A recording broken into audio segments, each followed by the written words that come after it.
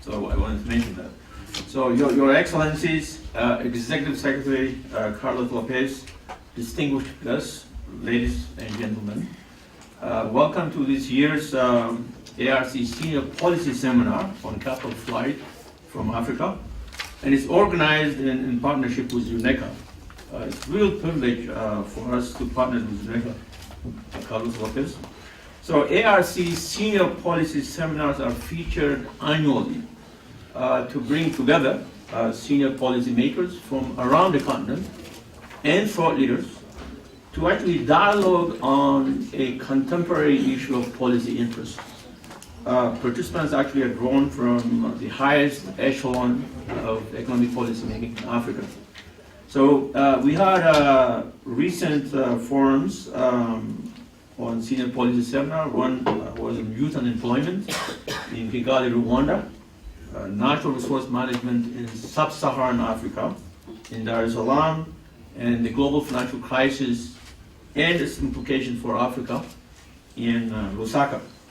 Now this year's theme, Capital Flight from Africa, is very topical.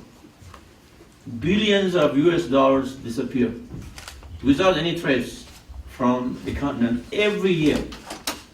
So in addition to this illicit flow, we also have multinational corporations operating in Africa who actually engage in a variety of tax avoidance and evasive mechanisms, and as a result of that, the continent loses billions of dollars as well.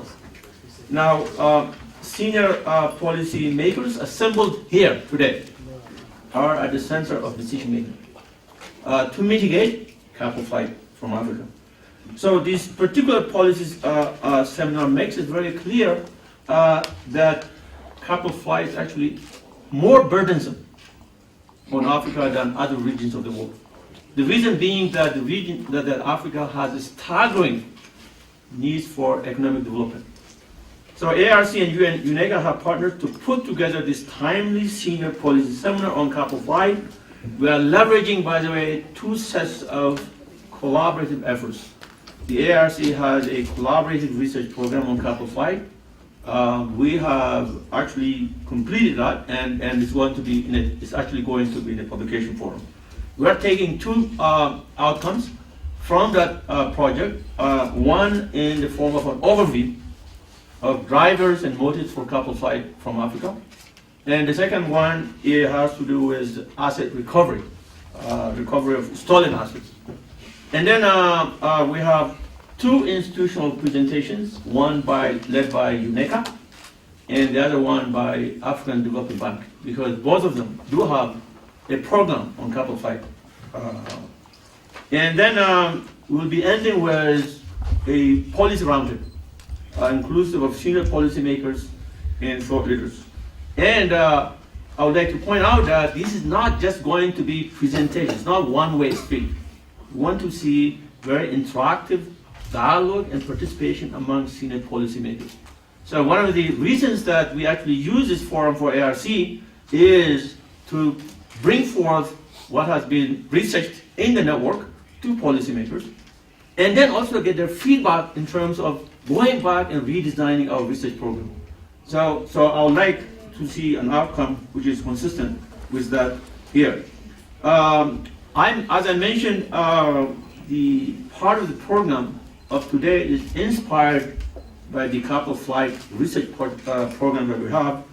And Executive Secretary Adam, if you don't mind, I'm going to migrate to the other podium, and I wanted to have a brief on my organization, African Economic Research Consortium, and then really mention as to how what we are doing today is actually fitting into our program. Thank you. Yeah. I'm going to do a brief. I'll be actually very brief. And it will be, really kind of introduction of the African Economic Research Consortium. We have actually just celebrated our 25th anniversary. So for those of you who remember, things 25 years ago, economic policy decisions were being made on ideology, heuristics, and judgment. And AERC really came into existence to bring rigor and evidence to economic policy making. It was founded in 1988 and is now a premier capacity building research and training institution based in Africa, domiciled in Kenya, and is supported by a consortium of global partners. Now, our vision is pretty simple: sustained economic development, but based on informed policymaking. Now, I wanted to say a couple of words very briefly about the hallmark of AERC and its framework. We have a research arm for the AERC, and we have a training arm for AERC, and we have a policy outreach arm for AERC. In the research arm, the organization came into existence based on what is known as thematic research. What happens is that since this is a Pan-African entity, researchers from around the continent, universities, central banks, treasuries, they assemble in one of the cities in Africa.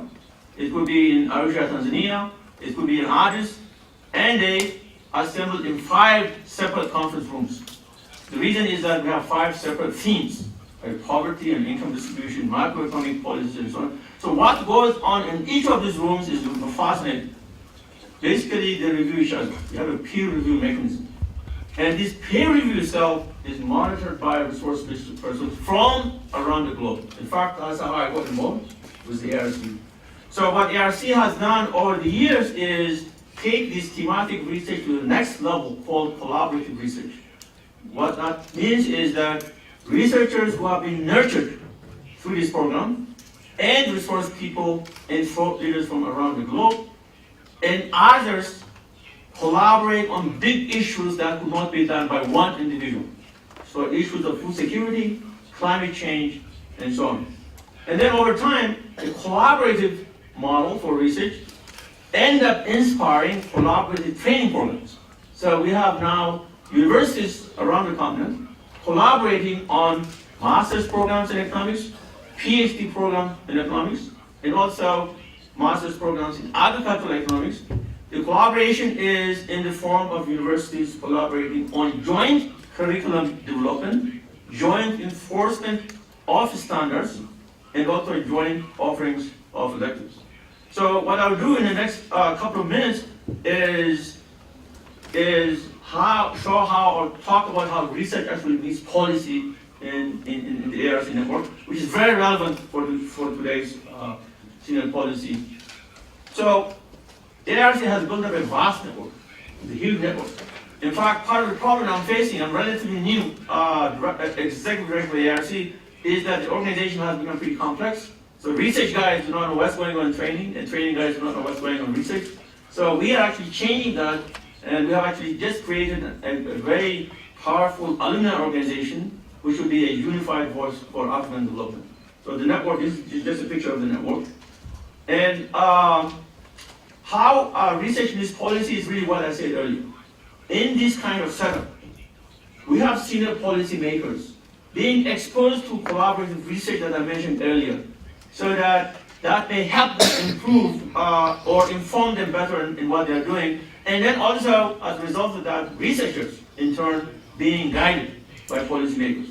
So we have a variety of ways to do that, and one of which is this one. And then these are just a mention of what I already said earlier. We have a variety of senior policy seminars. But then what we do, in addition to this continental policy seminar, is, as a result of this collaborative research, we will identify issues of particular concern to specific countries. And then we actually feature what we call national policy workshops. And we have done that in a variety of countries.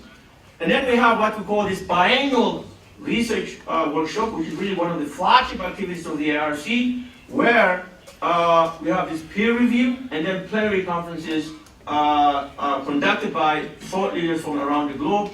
And then we have policy roundtables where we could also bring in policymakers to interact with researchers. So just in terms of a couple of indicators, over time we have supported over 1,000 thematic research, and then we have supported over 3,000 researchers Now, if you go to many of the central banks in Africa, you actually see ARC alums. And by the last count, we have 8 to 9 governors of central banks who have been nurtured and have actually been alumnus of the ARC. And then we have 400 PhD program graduates, and then we have 2,600 masters. These are just examples of the alumni, and some of them are actually in here. And I can also give you some names. These are distinguished alumni, including Adam over there, who's actually moderating the session. So what I wanted to say, just 1 minute, this is a hugely successful African story. But it also has gaps.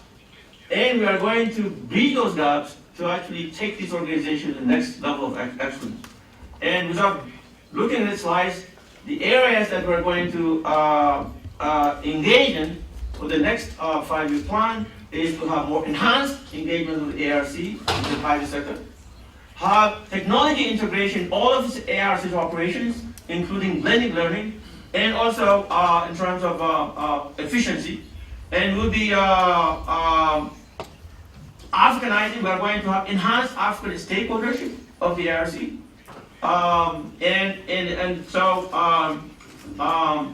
We are actually positioned to actually go to the next level of excellence. Thank you for your patience to listen.